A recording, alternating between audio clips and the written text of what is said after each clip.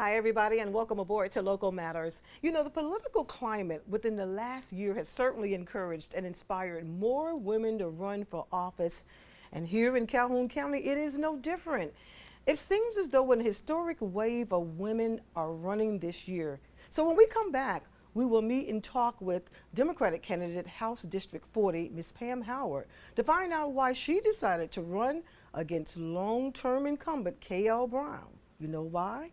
Because if it's local, it matters. Dance.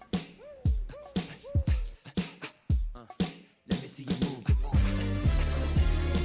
Baby, love never felt so good. Can't die if it ever could. Not like you. Oh. Hey everybody, thanks for joining us. Welcome on back. You know, it seems as though there's an historic wave of women who are running for office this year. And I am happy to welcome Ms. Pam Howard. She's the Democratic candidate for House District 40. She's running against long-term incumbent Mr. K.L. Brown. Welcome to Local Matters, Ms. Pam Howard. Hi, Dottie. Thank you for having me Oh my today. God, it's great to have you aboard. You know, during my opening monologue, we had a graphic up. I like to show it again. I like to show that graphic again. We had a graphic up that was actually shared, or it was actually created earlier this year, that really shows, it was created by the Data Center for American Women in Politics. And this happened as of January the 25th, early at the top of this year of 2018. It really shows how many Democratic women are running as opposed to how many Republican women are running in all from the House of Representatives, the U.S. Senate, and the governor. So Democratic women are really, really making historic waves this year. And so you're right there. You're right there. You're part of that graphic that I'm showing. What inspired you? Well, women have found their voices, Dottie. We have watched things stay the same in this state for a long time. I've raised my family. I now have 4 grandchildren in our school systems, and things haven't changed, and the same people have been in power for a long time. So it is time to make a difference, and I want to be part of that change. Right, and as we, you know, before we came on set, we were talking about that. So that certainly holds true. Again, we were talking about the trifecta that's been happening here in the state of Alabama, where you have one political party with a overall rule, if you will, from the governor, House of Representatives, Senate seats as well. So Exactly. It's one party and it's one gender. And if we want to change the conversation, we have to have a seat at the table. Right, and I'm looking at a woman, and I'm saying that even though we're going to talk more about your political endeavors, if you will, but I'm looking at a woman who is I understand, a black belt In Taekwondo? Woohoo! Don't mess with Pam. Okay? I'm hoping I won't have to use that, but if I do. Have to use that. And also, so a black belt in that, and a Harley rider. You just don't look the part. Well, you never know. You never know what's behind the face. But yes, life is for living, and I like to get out, and I like to live and experience things, and so I'm not afraid of stepping into Montgomery and working for change. Right, and working for change. And so if you are elected, and you are going, and if you are the one that we will be sending on down to Montgomery, what would be your key item that you would really want to address? What really, when you think about it, what really, I guess the word would be, what really bothers you, that in the sense that I've got to work on that if I don't work on anything else? Well, other than the corruption that has been in Montgomery for a long time, my concerns are for East Alabama, and I think that we need to do better for education. I have great concerns about health care. We just lost our hospital in Jacksonville, and opportunity. Let's talk about that. We just lost our hospital, as you mentioned, in Jacksonville. A lot of people were not happy about that. A lot of people were saying, and I'm out and about a lot in the community, a lot of people were saying that you mean to tell me that I'm going to have to leave, maybe drive all the way from Piedmont to Anniston for care? Right, and in critical situations, that can cost lives. But it isn't even, that is the most important part of that. But we also lost 160 jobs, and we lost revenue to the community.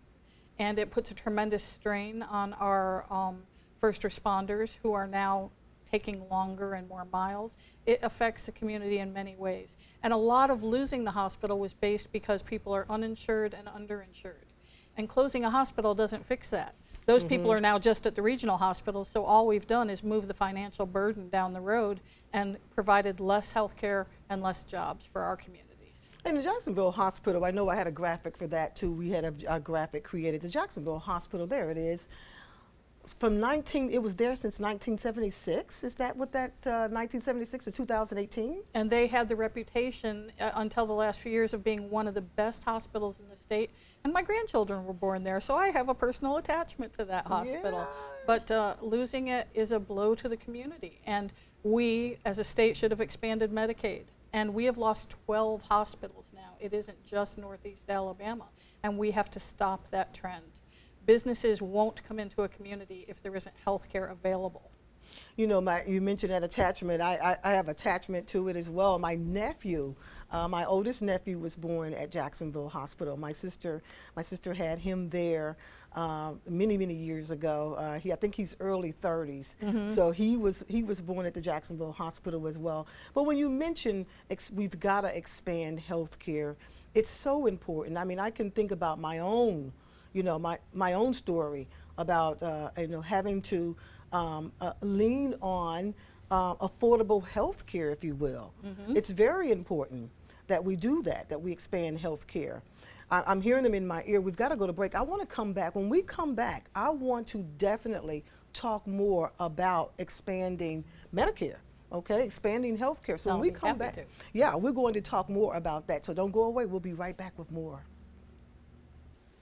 Hi everybody, welcome on back to Local Matters. We're living local, never felt so good. I'm Dottie Rimpsey, and I am happy to have Miss Pam Howard here on set of Local Matters. She is running, in fact, she is a Democratic candidate that's running for Alabama House District 40 against long-term incumbent K.L. Brown, but she is part of this historic wave. We have more women running this year than ever before. She's part of that, and she says that she's happy to do that. But if you're just joining us, at the top of the show, we were talking about some of the key issues that she is really ready to take on. And if you're just joining us, we were talking about expanding health care.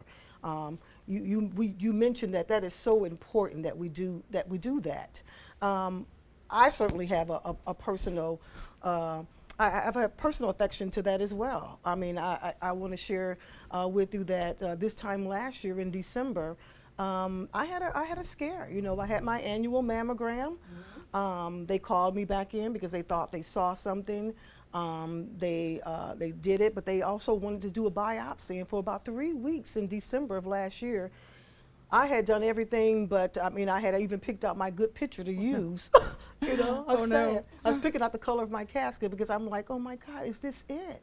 Is this how I'm going to go out? But thank God I had some health care, and I do have that Blue Cross Blue Shield affordable health care. And we have very limited options when it comes to health insurance in Alabama. And a lot of people can't afford, not everybody qualifies for the Affordable Care Act coverage. And not everybody has a job where they have health coverage available to them. By expanding Medicaid, we would be able to offer health insurance to thousands, hundreds of thousands of more Alabamians who are working, and it would move the income level to where they would qualify. That would help our hospitals. It would help the people of Alabama. It would make us be more a better choice for employers that want to come into the area. But medical bills can ruin your life. Even if you, like in your case, I'm so glad that your outcome was a positive one. But the bills, if you were uninsured, the bills that you would have accumulated just from having tests and from being into the doctor could have devastated you financially. Yes, it could have, because it was expensive, and I am getting bills now, but I still had insurance. I'm able to make payments on those. You mentioned too the devastation with losing Jacksonville Hospital. There are a lot of people still upset about that. Upset and unemployed, or they have to relocate and change where they live, or have long commutes to go to work. But the golden hour they call when you first get a response, people not being able to get to emergency care as fast as possible. If you're in preterm labor, if you've had a stroke or a heart attack, the distance and time and miles to get to Gadsden or Rome, Georgia, or Anniston can be a life or death Yeah, change. yeah. So our state has an obligation to do everything they can to work for the people of Alabama, not for the healthcare and pharmaceutical industries. They're there to represent us, and that's what I want to do if I get elected. Yes. Another item you mentioned that you would address, and that's education. Talk to me about that. Education is the key to everything. We need an educated, trained workforce. We need opportunity for our young people. We need to give them our best. And our education funding is poor, if anything. Alabama has a lot that they need to do to bring funding into our schools. I personally support an education lottery.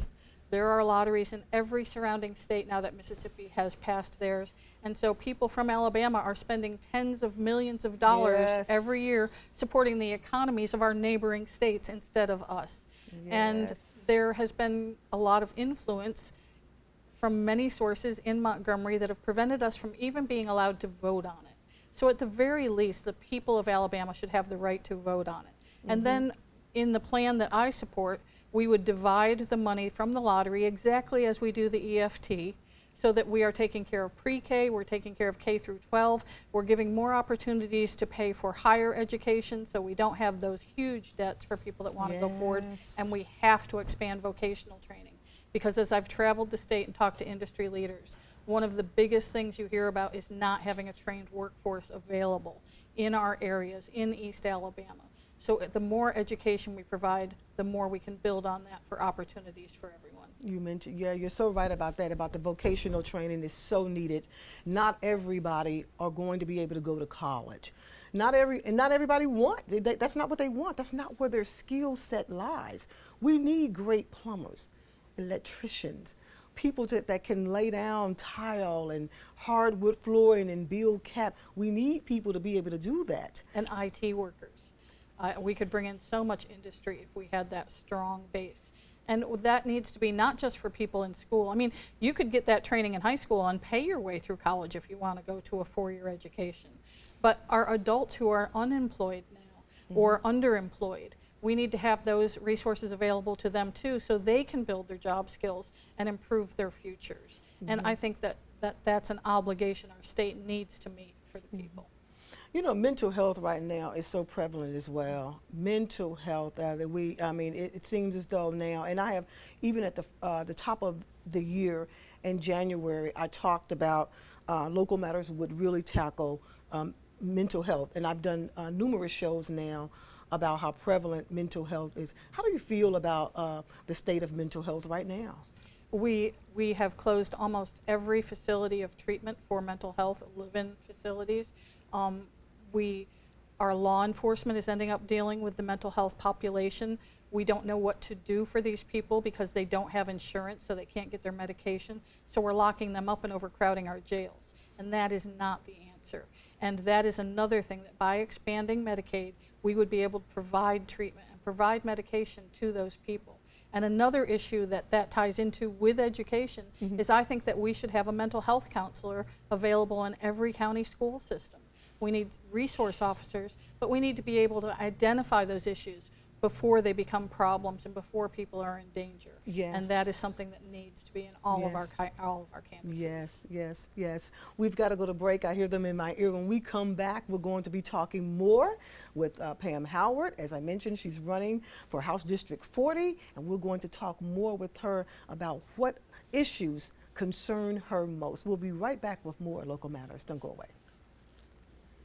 Hi, everybody. Welcome on back to Local Matters. I'm Dottie Rimpsey, and I'm happy to have on set with me. She's joining me here for most of the morning here. I've been talking with Ms. Pam Howard. She's a Democratic candidate running for the House of Representatives against K.L. Brown. And we've been talking about some of the issues that really, really matter to her most and what she would be going to, if she's elected, going down to Montgomery to take care of if she's the one that we vote in and send on down.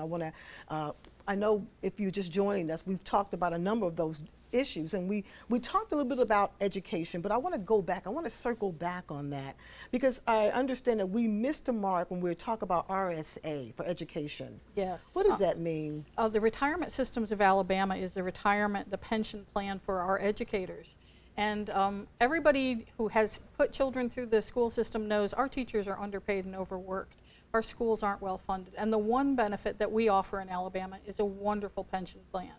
And there is movement in the state government to take the control of the pension plan, the investments of it, away from Dr. Bronner, who manages it, and put it in the hands of hedge fund managers out of state. And that would generate tens of millions of dollars in fees and lost revenue to our teachers.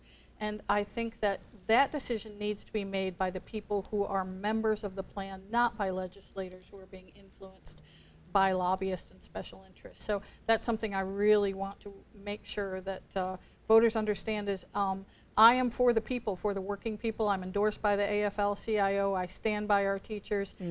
We need representation for the people of Alabama, not special interests.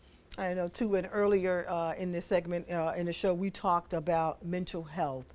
But I also wanted to bring the issue of prison reform, which sort of, we've got a lot of mental health issues that are tying into prison reform, if you will. Talk to me about that, prison reform. Prison reform is, we have an incarceration system, not a rehabilitation system in Alabama, and we have a lot of private prisons. And we should not be profiting off of our prison system. Here in Calhoun County, our local jail is so overcrowded. I talked to Sheriff Wade, and the burden on our sheriff's department is amazing. But if we take someone who has made a mistake and we put them in a cell and they have substance abuse issues or whatever, they aren't going to come out a different and changed person. It's on us as a community they have to pay the price for what they did. Yes. But let's give them rehabilitation services as far as substance abuse goes. Let's teach job training skills there. Let's help them become better members of our community so that they have opportunity too, and help break that cycle of just ending up incarcerated over and over again. That should not be a for-profit business in our state. Right, right. You know, we mentioned too, if you're just joining us at the top of the hour, how historic it is right now this year with women running, particularly Democrat women are really running. This is an important time. Midterm elections are so important, Pam. I mean, I will admit, I come from a long legacy of family. My father had me out handing out ballots and knocking on doors when I was maybe 8, 9, 10 years old. But I will admit, when I was in my 20s, I really didn't know what midterm elections and how important what it meant. At the state level, it's critical. We are electing our governor. We are electing our attorney general. We are electing our senators, our House of Representatives, our Supreme Court justices, our public service commissioners. We have to get out and vote, and voter turnout is critical, especially for young people. People are becoming affected by political decisions at a much younger age because of the cost of education, because of the cost of health care. And it is our future. It's my children's future. If you don't get involved, get educated about the candidates, you're going to be paying the price for that decision for decades. So we need to vote. We need to show up at the polls. We need to learn about the candidates. And you need to make your voice heard because it's your future. Do you think that because we do have social media now, do you think that that's helping young people at all become a little bit more involved in politics at all with social media? Because it seems to be quite relevant with young people. They are constantly, you know, here, looking. Do you see a difference there? Absolutely. You're more aware of everything that's going on around you. And there's two sides to that. Yeah. One, it's wonderful because you are aware, you are hearing about candidates and issues. Unfortunately, it's also used to make us divided. And one of the things I think is so important is to realize that we are all in this together. There may be a winner and a loser on election night, but the next day we win and lose together. So it isn't about being on the right team. This isn't football. We need to work for each other. And it's more about the haves and the have-nots now, and we need to bridge that gap. I want to also say one more thing about social media. I know I talk, you know, I'm also an educator as well. I teach at Jacksonville State University and at Talladega College, and so we talk about a lot of different issues. We try to not really bring politics into the classrooms, but you know, that's kind of hard to do because, as you mentioned, it's all around us in social media. So one thing I will give social media an edge up on, and is that I think that our youth are a little bit more aware about what's going on around them in terms of politics because of social media. The Brett Kavanaugh is a fine example of that. We talked about that in the classrooms, about really how prevalent that case was, and even young people were leaning in to really see what happened. How do you feel? And I know this is on a national level when we talk about he was actually, you know, he was nominated in, and so your feelings and take on that with the Brett Kavanaugh issue. It's a tough Yeah. issue, and I Yeah. think it got blown.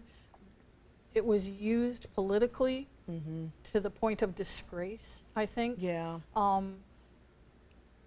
I would personally be more comfortable if they had been more open about the investigation, because then everybody could have had issues put to rest. But it is what it is, Right.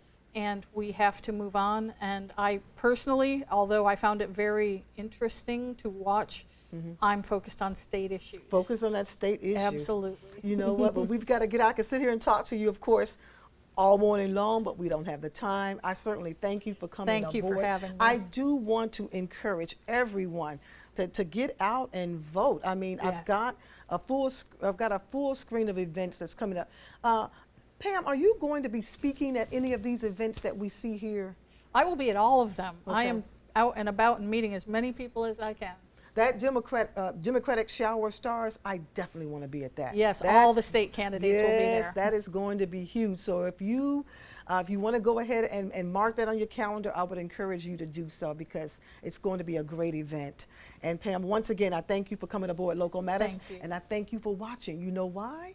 Because if it's local, it matters.